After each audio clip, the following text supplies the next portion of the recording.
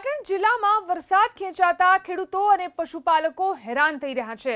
જિલ્લામાં 3 લાખ હેક્ટર જમીનમાં થતા વાવેતર સામે માત્ર 70% જેટલું વાવેતર થયું છે। ખેડૂતો બિયારણ લાવીને બેઠા છે, પરંતુ વરસાદની કાગડોળે રાહ જોઈ રહ્યા છે। જો 2-3 દિવસમાં વરસાદ ન પડે તો રવિ વાવેતર પાછળ કરેલો ખર્ચો એળે જાય તેવી ખેડૂતોને ભીતિ છે।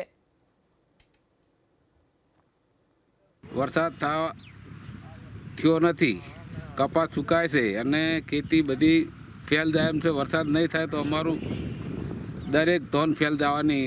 ખાતર ભર્યું, બિયારણ લાયા, મોંઘા ભાવના બિયારણ લાયા, બધું વાવ્યું, પણ વરસાદ થતો નહીં। અમારે સુકાવાની બહુ ભેતી છે। અમે ખેડૂત છીએ। અમે આદ્રમાં વધુ પડતો વરસાદ માંગીએ।